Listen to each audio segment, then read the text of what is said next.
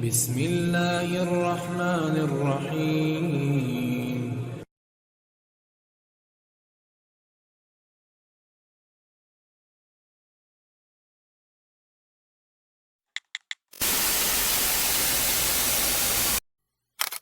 وعلیکم السلام ورحمۃ اللہ وبرکاتہ۔ تصویر کے متعلق ایک غلط فہمی لوگوں میں پھیلی ہوئی ہے۔ وہ یہ کہتے ہیں کہ جیسے ہم تصویر ویڈیوگرافی موبائل وغیرہ پر کرتے ہیں اور ویڈیو وغیرہ بناتے ہیں، تو اگر ہم موبائل کو پورا کھول کے دیکھ لیں تو ایک عکس نے ایک چیز ایک تصویر کا ناخن بھی نہیں ملے گا وغیرہ وغیرہ، اور وہ اس پر قیاس کرتے ہوئے آئینے کی اس پر دلیل پیش کرتے ہیں کہ جیسے آئینے کے سامنے اگر ہم کھڑے ہو جائیں تو تصویر اس وقت تک رہتی ہے۔ تو میں بتا دوں ان کو کہ بھائی یہ آپ کا قیاس جو ہے باطل ہے، کیونکہ جب آپ اصول و شاشی پڑھیں گے تو بحث رابق کے اندر یہ بحث موجود ہے کہ مقیس اور مقیس الہ کے درمیان جب علت پیدا ہو جائے تو قیاس مع الفارق اور باطل ہوتا ہے۔ تو اب ان کا یہ قیاس کرنا آئینے پر اس لیے باطل ہے کیونکہ آئینے کے سامنے جو تصویر ہے، انسان اگر چلا جائے تو وہ آئینہ اس تصویر کو پھر سیو نہیں کرتا اور نہ ہی پھر وہ تصویر اس میں سے نکل کر باہر آ سکتی کسی بھی صورت و شکل میں۔ لیکن موبائل میں ایسا حکم نہیں ہے، جب تصویر لی جاتی ہے تو وہ تصویر اس میں سیو ہو جاتی ہے، جب چاہے تب انسان جو ہے اس کو دیکھ سکتا ہے، اور وہ تصویر اگرچہ انسان گل جائے، سڑ جائے، مر جائے، اس کے باوجود بھی وہ اس کے اندر باقی رہتی ہے۔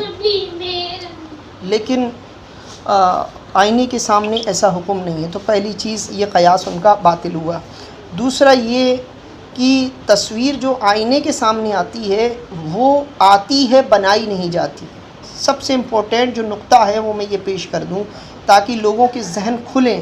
اگر وہ ہوش کے ناخن رکھتے تو اس پوائنٹ پر جو غور کر لیتے کہ تصویر کی اصل حرمت جو ہے اس کے بننے پر ہے۔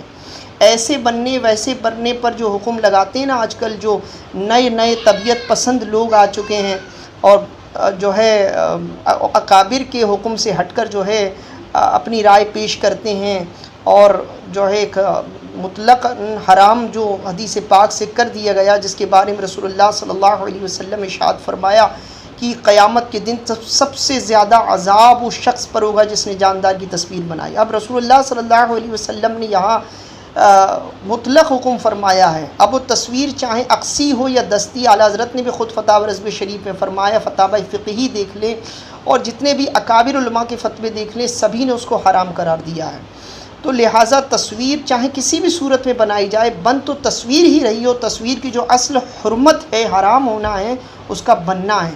تو لہٰذا یہ ان کا قیاس بالکل غلط ہے جو لوگ آئینے وغیرہ یا تمام عجیب قسم کی دلیلیں پیش کرتے ہیں۔ تو جیسا کہ میں نے بتایا کہ تصویر آئینے کے سامنے بنائی نہیں جاتی بلکہ آتی ہے، اور ویڈیوگرافی، فوٹو وغیرہ جتنی بھی چیزیں ہیں اس میں تصویر بنائی جاتی ہے۔ اور اگر آپ حدیث کو غور سے دیکھیں گے تو تصویر بنانے پر رسول اللہ صلی اللہ علیہ وسلم نے حکم صادر فرمایا ہے۔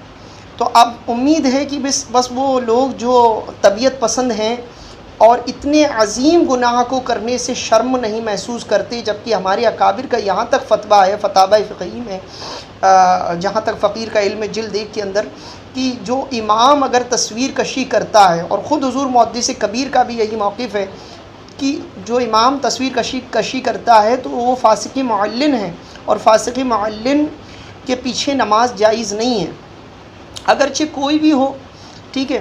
تو امید ہے کہ اس نقطے کو سمجھیں ذرا، اور اتنی عظیم بات کو، اتنی بڑی بات کو جو ہے ہلکے میں نہ لیں، اللہ سے توبہ کریں، ہے نا، اور مرکز اہل سنت کے اکابر علماء کے فتوے پر عمل کریں۔ تو یہ لوگوں کی غلط فہمی ہے کہ یہ تصویر کی مثال جو ہے آئینے وغیرہ سے دینا، بلکہ ان کو ہوش کے ناخن رکھنا چاہیے کہ حضور صلی اللہ تصویر تو پانی پہ بھی آتی ہے لیکن اس میں بنائی نہیں جاتی بلکہ آتی ہے۔ اسی طریقے سے بہت ساری چیزیں ایسی ہیں جس کے سامنے تصویر آتی ہے نا، کانچ اور پانی ہی نہیں ہے، بہت سی چیزیں ایسی ہیں جس پہ تصویر نمایاں ہوتی ہے۔ لیکن یہ موبائل وغیرہ جتنی بھی چیزیں اس پر تصویر جو ہے یہ بنائی جاتی ہے باقاعدہ، اور تصویر کی جو اصل حرمت ہے وہ اس کے بنانے پر ہی ہے، ٹھیک ہے۔ امید ہے کہ پوری بات سمجھ میں آ گئی ہوگی، ان لوگوں تک بھی یہ بات پہنچائیں جو اتنے سے نقطے کو نہیں سمجھ پا رہے ہے نا۔ اللہ توفیق دے سب کو، اور حضور تاج الشریعہ اور سرکار اعلیٰ حضرت کے حضور مفتی اعظم ہند کے، حضور تاج الشریعہ کے اور اکابر علماء حق کے فتووں پر عمل کرنے کی توفیق دے، گناہوں سے بچائے۔ بہت بڑی جسارت ہے یہ، بہت بڑی جسارت اور بہت بڑا گناہ۔ اللہ کے رسول نے خود فرمایا صلی اللہ علیہ وسلم کہ سب سے زیادہ عذاب اللہ اکبر کبیرہ۔ تو توبہ کریں جو لوگ ایسا معاملہ کرتے ہیں، ٹھیک ہے، اور گناہوں سے بچیں۔